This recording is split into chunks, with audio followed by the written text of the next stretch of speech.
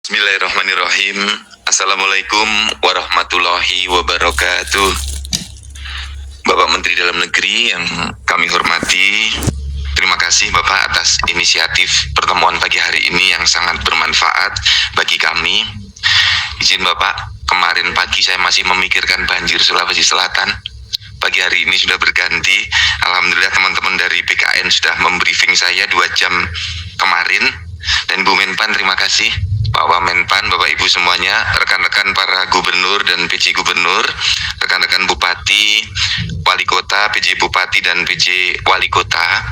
Perlu saya sampaikan, kita harus memiliki komitmen yang kuat untuk menyelesaikan 1,7 juta pegawai non-ASN yang ada saat ini. Nah, kita perlu bersama-sama, sebagaimana disampaikan oleh Bapak Mendagri dan Ibu Menpan tadi, tahapan sekarang itu tahapan seleksi P3K tahap 2 yang masa pendaftarannya sampai dengan 15 Januari. Nah, tolong rekan-rekan yang menggerakkan slide-nya diikuti yang saya sampaikan.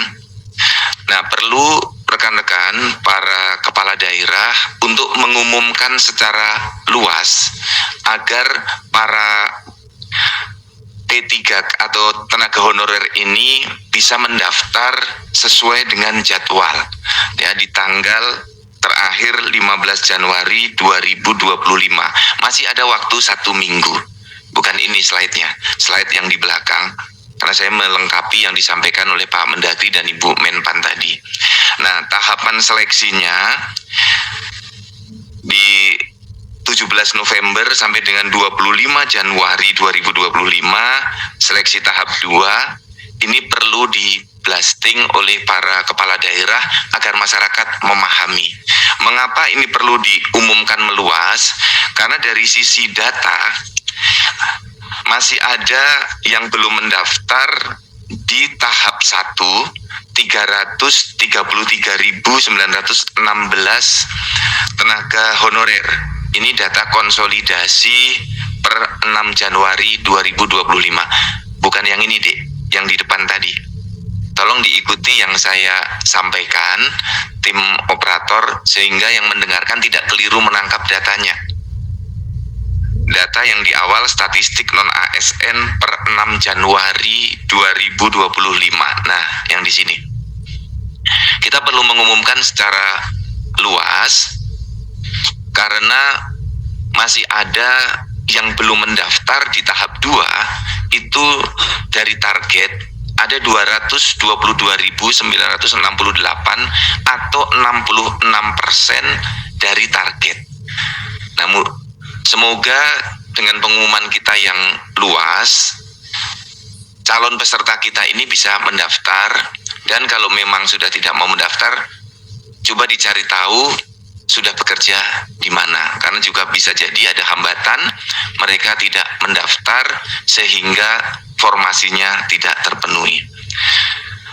Agar para peserta kita nanti bisa lulus, ini harapan kita dari teman-teman di BKN sudah mendata di tahap 1, penyebab tidak lulusnya ternyata banyak di seleksi administrasinya. Nah, ini perlu juga masing-masing kepala BKD membuat atau mengumumkan list ini agar tidak terulang. Mengapa mereka tidak lulus?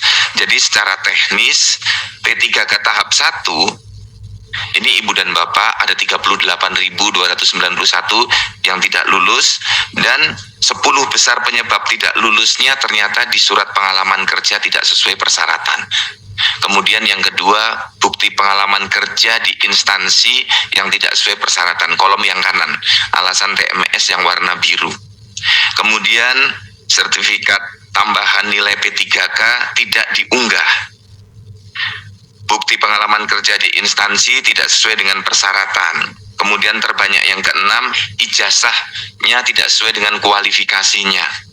Kemudian surat pernyataan tidak sesuai dengan format yang dipersyaratkan. Kedelapan, dokumennya fotokopian, harus dokumen yang asli. Kemudian transkrip nilai tidak sesuai dengan kualifikasi pendidikan. Dan yang ke-10, surat pengalaman kerja tidak diunggah. Nah, ini 10 besar penyebab gugur atau tidak lolos di administrasinya. Yang perlu saya sampaikan Bapak dan Ibu semuanya bahwa ini bisa jadi satu pendaftar alasan tidak memenuhi syaratnya lebih dari satu. Nah, kemudian yang TMS CPNS kemarin ada 8.843. Secara teknis ada 10 kami klasifikasikan 10 terbesar penyebab yang tidak lulus. Sama surat lamaran, yang kedua akreditasi perguruan tinggi, yang ketiga surat pernyataan tidak sesuai format yang dipersyaratkan, yang keempat ijazahnya tidak sesuai, kelima transkrip nilainya tidak sesuai dengan kualifikasinya, yang keenam dokumennya fotokopian, yang ketujuh surat pernyataan tidak pindah penempatan tidak sesuai dengan yang dipersyaratkan, kemudian kedelapan KTP-nya tidak sesuai, ke-9 akreditasi perguruan tinggi, dan yang ke-10 surat pernyataannya tidak di-upload atau tidak diunggah. Ini Bapak dan Ibu semuanya alasan-alasan teknis kami nanti dari BKN akan melaksanakan kebijakan-kebijakan yang sudah ditetapkan oleh Bapak Menteri Dalam Negeri dan Ibu Menpan RB. Demikian Bapak Menteri dari kami, Ibu Menteri, terima kasih. Wassalamualaikum warahmatullahi wabarakatuh. Waalaikumsalam warahmatullahi wabarakatuh. Terima kasih banyak Profesor Zudan, Kepala Badan Pegawai Negara yang baru dilantik kemarin. Sebelumnya beliau adalah Dirjen Dukcapil Kemendagri, kemudian Sestama di Badan Nasional Pengelola Perbatasan, PJ Gubernur Sulawesi Barat dan PJ Gubernur Sulawesi Selatan. Paham sekali dengan situasi di provinsi maupun kabupaten kota. Baik, kita ingin mendengar dari teman-teman, nggak mungkin kita mendengar semua. Mungkin dari Jawa Barat kalau masih ada Pak Bey. Ada. Iya Pak Bey, terima kasih. Bisa? Ya Pak, siapa? Bisa monitor Pak ya? Iya. Bisa Pak. Jadi ini sesuai data slide tadi Pak ya. Iya Pak. Tenaga honorer yang terdata di tahun 2022 oleh BKN itu jumlahnya 27.417 di pemerintah provinsi Jabar. Tapi pada waktu dibuka seleksi Kemenpan RB dan BKN yang didaftarkan oleh pemerintah provinsi tolong slide-nya ya, 4.064. Iya Pak. Hingga ada 23.353 yang selisih. Nah, selisih ini apa kira-kira, kenapa tidak didaftarkan? Apakah mungkin orangnya memang nggak ada, atau anggaran yang tidak mencukupi, terus mau dikemanakan mereka kira-kira gitu? Baik Pak Menteri, terima kasih Pak. Silakan Pak, silakan. Pertama, ini kan gelombang pertama Pak ya, jadi kan jumlah pendaftar selisihnya 23.353 Pak. Nah yang solusi pertama kan mengikuti yang gelombang 2 Pak, P3K kedua Pak, gelombang 2 Pak. Oke. Pun hanya 7.000 formasi gelombang 2 ini masih sampai tanggal 12 Pak ya pendaftarannya Pak. Tanggal 15 itu pun Tanggal 15. sebetulnya Pak B. Iya Pak. Sebetulnya ditutup tanggal berapa semula? Sebetulnya ditutup tanggal 7 kemarin. Iya Pak, ya diperpanjang Pak ya. Tapi ya saya Ibu Menpan diskusi dan kami dan saya, ini perlu ada solusi. Kalau enggak nanti akan ramai nih gejolaknya di mereka-mereka yang nggak didaftaran itu akan ribut. Betul Pak. Ini pun yang Sehingga kami mengusulkan kepada Ibu Menpan, Bu, bisa nggak perpanjang kita Zoom meeting, setelah itu kita perpanjang seminggu. Jadi sebetulnya kalau saya lihat jawaban dari Pak Bey, mohon maaf, ya, Pak. itu sebetulnya bukan solusi yang sudah direncanakan. Karena sebenarnya sudah ditutup tanggal 7. Pak. Tapi untung ada perpanjangan dari Ibu Menpan RB. Nah ini Pak. Sepertinya mungkin di bawah nggak ngasih puding kepada Bapak nih Pak, tentang potensi gejolaknya ini, situasi ini, karena kesibukan yang lain. Jadi solusinya Bapak mau daftarkan, tapi kenapa 7.000 Pak, bukan 23.000? Ini kan yang diperkirakan untuk PPK ke tahap 2 itu kan yang boleh mendaftar kembali kan Pak. Nah mereka mendaftar kembali hanya 7.000 Pak. Dari 23.000 itu Pak. Yang mendaftarkan kembali juga hanya 7.000 Pak. Ya, saya Jadi mungkin tidak semua. mohon penjelasan dari kepada Ibu Menpan, apakah 23.323 ini mandatori wajib mereka untuk didaftarkan oleh Pemda atau memang tidak harus 23.000 Bu? Jadi Pak, 23.000 itu adalah data yang disampaikan kepada BKN. Dan itu sudah menjadi komitmen antara pemerintah untuk bisa menyelesaikan. Jadi 23 itu harus diselesaikan statusnya. Nah, jadi seharusnya kemarin Jawa Barat itu mengusulkannya ya sejumlah data yang ada di BKN, yaitu 23.353 seharusnya. Kalau memang komitmennya untuk menyelesaikan honorer. Tapi yang diusulkan kan hanya 4.060. Ya, Bu. Oh, begitu. Nah, jadi nanti kalau memang seharusnya sih memang 23.000 seperti itu. 23.353.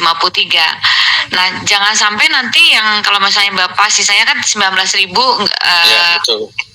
19.000-nya tidak itu. Nah, itu nanti larinya ke kami Pak. Padahal kan Bapak yang mendaftar ya, Bapak kan yang meng-hire begitu. Nah, itu Ya. semuanya sudah ramai dan ini tentunya secara politis tidak ini. Nah, oleh karena itu Pak, kemarin dengan Permenpan dengan surat kami untuk supaya yang sisanya itu untuk bisa dimasukkan dengan kebijakan paruh waktu misalnya dengan menggunakan betul. sebagaimana yang ada sekarang tetap digaji begitu. Tapi nanti yang penting mereka suruh daftar dulu aja supaya nanti ada data di BKN sebagai paruh waktu. Demikian Pak Menteri. Oke, Pak Pak Dwi. Menteri boleh Pak sedikit Pak. Iya, silakan. Iya Pak, betul Bu. Ini kan yang sisanya itu akan menjadi paruh waktu Bu. Tapi untuk paruh waktu itu kan belum ada petunjuk teknisnya Bu ya. Seperti apa? Sudah ada Pak. Memang- Nanti Oh sudah ada. sudah Iya. ada Pak. Jadi Pak B, kalau dilaftarkan lagi 7.000 untuk gelombang kedua berarti Iya, Pak. 11.000. Kalau 7.000 itu adalah tambahan ya, bukan Tambahan bukan 7.000 dari 4.000. bukan Pak, tambahan Pak. Tapi Ada juga kan 11.000. sesuai formasi juga mungkin belum semua Pak itu Pak. Tidak akan semua diterima kan Pak untuk P3 ke tahap 2 sesuai dengan formasinya Pak. Ibu Diterima bagaimana? Pak. Jadi gini, kita punya komitmen sepanjang dia mendaftar dan ikut seleksi itu diterima Pak, dan sepanjang Oke. mempunyai data di BKN. Nah, tinggal nanti formasinya, misalnya Bapak formasinya sekarang mengajukan ke kita 4.000, kemudian Bapak nambah lagi 7.000 jadi 11.000 gitu ya Pak ya. Nah, Oke, baik, Bu. 11.000 itu menjadi PPK penuh waktu. Yang 12.000 sisanya ya untuk bisa jadi PPK paruh waktu. Kalau tadi kan penuh waktu, yang itu karena Iya. kita kasih. Nah, itu Pak. Boleh bertanya yang terkait ini tapi agak berbeda Pak Menteri, boleh Pak? Bangga. Tapi tetap hubungannya urusan ini ya. Iya Pak, iya Pak. Ini kami itu juga terkait dengan P3K ini Bu. P3K ini dianggapnya bagi pendaftar itu adalah sama persis dengan PNS, tetapi tidak menerima pensiun Bu. Jadi yang diterima pun mereka protes dengan tunjangan kinerja yang tidak sama dengan level yang sama gitu Bu. Nah kami kan menyesuaikan dengan kapasitas fiskal kami Bu. Jadi tidak sama persis dengan PNS yang menerima tukin Bu, itu gimana ya Bu? Ya, jadi kalau tukin dan sebagainya tentunya Pak disesuaikan dengan kemampuan di yang diatur oleh pemerintah pusat itu adalah gajinya Pak. Tapi tukin dan sebagainya tentunya disesuaikan, kan tidak berbeda Pak tiap instansi pemerintah. Betul Bu. Ya, Ya. ya Jadi, TPP. jadi maaf Bu, jadi sudah betul ya Bu yang kami lakukan. Jadi kami tidak perlu artinya mereka karena kurang paham kan Bu ya itu Bu ya. Jadi mereka Betul, tuh Pak. menuntut yang sama Bu, itu aja Bu. Ya, ya. Ya Bu. Jadi Baik, ini jadi yang penting sebetulnya ini ada kejelasan status Pak, karena di Undang-Undang ASN kan tidak mengenal lagi nama lain selain ASN, P3K. PNS dan P3K. Jadi kita sebetulnya Pak yang betul itu adalah yang sudah kemarin yang kita sesuai dengan Bapak yang formasikan gitu ya. Tetapi ini yang kenapa kita membuka kembali itu kan karena mengurangi gejolak Pak. Ini akan rame banget begitu karena Bapak aja di atas 23.000 itu gitu ya. Ya, Bu. Nah, kita sebetulnya mau membantu dari Pemda supaya tidak terjadi gejolak begitu sih. Baik Bu. Jadi Pak Menteri, izin Pak, kami akan menjadikan paruh waktu sisanya Pak. Ya, Bapak harus cepat mengambil langkah. Ya, Pak. Kalau seandainya nggak jelas, saran saya Bapak kirim tim kepada Kemenpan RB ya, Siap. supaya bisa minta pendampingan mungkin untuk menyelesaikan permasalahan di situ. Kami juga siap dari Kemendagri ya, koordinasi dengan Pak Tomsi, Pak Sekjen, nanti kita kirim dari Dirjen Oda dan Karo Kepegawaian untuk membantu di Jawa Barat supaya nanti jangan sampai sudah tutup tanggal 15 Bapak nanti akan rame-rame 12.000 mendemo ke situ. Mungkin Pak. satu lagi provinsi Jawa Timur nih juga cukup banyak diskrepansi atau selisihnya 20.000 yang daftar 3.036. Ini Pak Sekda ini saya tahu Pak Sekda ini orangnya pintar sekali, Sekda Jawa Timur ini. Pak Sekda saya dengar hadir mewakili Pak Adi Karyoto. Monggo Pak. Siap Pak Menteri. Ngatasinya nih. Siap Pak Menteri. Mohon izin, apa suara kami jelas? Jelas Pak. Siap. Mohon izin Pak Menteri, kami melaporkan bahwa dari 17.000 yang masih menjadi beban kami, dan kami memang mendaftarkan 3.336 ini lebih pada kemampuan APBD khususnya belanja pegawai kami. Dan dari yang kami daftarkan ini kami menjaga agar ketentuan 30% belanja pegawai ini tidak terlampaui.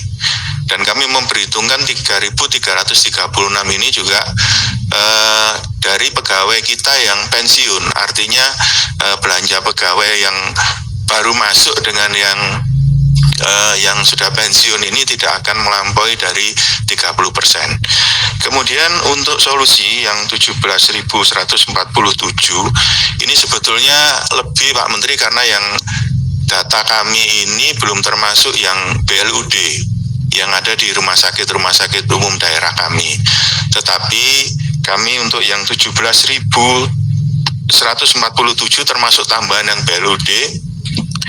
Selama ini kami bayar gaji dan atau honornya dan honor tambahannya yang dalam tanda petik ini juga TBB ini adalah melalui belanja barang dan jasa, sehingga yang permasalahan yang diharapkan tidak terjadi hari-hari ini di posisi ini Jawa Timur insya Allah tidak ada masalah karena mereka akan berjalan sebagaimana hari-hari yang kemarin. Anggaran sudah disediakan.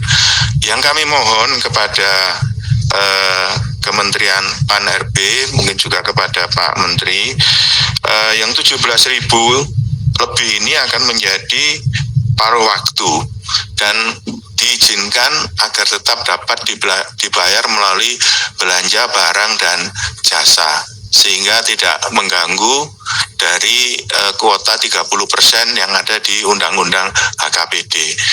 Dan fleksibilitas di belanja barang dan jasa ini akan sangat menyesuaikan dengan kapasitas fiskal di APBD kami.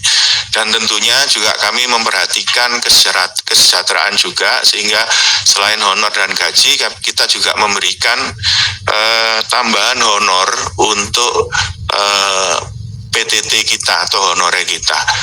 Itu Pak Menteri yang bisa kami laporkan. Terima kasih. Assalamualaikum warahmatullahi wabarakatuh. Baik, kalau ada dua hal solusi yang tadi saya dengar 17.147 ini rencananya Bapak, mereka akan menjadi pekerja paruh waktu. Maksudnya adalah tenaga honorer atau mereka menjadi pegawai P3K paruh waktu. Izin Pak Menteri, P3K paruh waktu Pak Menteri. Kalau jadi P3K ya harus didaftarkan juga berarti. Siap, Saya ikut sudah seleksi didaftar. juga. Belum, Siap. belum didaftarkan ini. Ya, iya. Iya, siap, kami tambahkan Pak Menteri. Periode yang kedua Pak Menteri, ini sudah kami Betul. daftarkan. Siap. Betul, makanya kita laksanakan Zoom meeting ini untuk memberikan waktu 1 minggu lagi biar memberikan juga kesempatan kepada daerah-daerah ini, bapak-bapak kepala daerah atau yang mewakili untuk menyelesaikan, karena nanti akan menjadi bom waktu betul nih. Ya, jangankan 17.000, 300 orang saja, 200 orang saja nganggur karena mereka tidak boleh jadi tenaga honorer lagi, ya dibayar sebagai tenaga honorer. Dasar hukumnya apa? Undang-undang ASN nggak boleh melarang sudah tenaga honorer. Ya, begitu dibayar akan jadi temuan BPK, kasus hukum. Dan kemudian artinya sama aja membayar orang yang nggak ada jelas statusnya, merugikan keuangan negara. Nggak ada dasar hukumnya. Nah kemudian maka diberikanlah pintu oleh pemerintah pusat mereka menjadi ASN, tapi ASN P3K kontrak baik yang full time maupun yang part time paruh waktu. Nah, tapi tetap prosesnya harus ada didaftarkan untuk mengikuti seleksi. Nggak bisa hanya udah Pak kami jadikan aja mereka paruh waktu menentukan sendiri. Nggak bisa Pak. Siap. Harus didaftarkan. Daftarkan, mereka ikut tes, ya formalitas lah ya. Dan kemudian setelah itu mereka karena prinsip positif daripada pemerintah mau memperjelas statusnya mereka. Karena undang-undang ASN melarang untuk adanya tenaga honorer lagi. Dan nggak boleh bayar tenaga honorer. Akan menjadi masalah hukum kepada yang pembayar. Ya. Nah, ini maka oleh karena itu solusinya harus didaftarkan tetap 17.000 ini dalam waktu 1 minggu sampai tanggal 15, dan nanti sistem pembayarannya supaya tidak melampaui, tidak melanggar undang-undang hubungan kekuasaan keuangan pusat daerah 30% belanja pegawai. Ya, triknya adalah memang masuk betul loh Pak. Bapak kan ahli keuangan, kepala BKD, masuknya di belanja barang dan jasa. Sehingga ada solusi tapi tidak menimbulkan gejolak. Kira-kira begitu. Baik, terima kasih Pak. Siap, terima kasih Bapak untuk solusinya.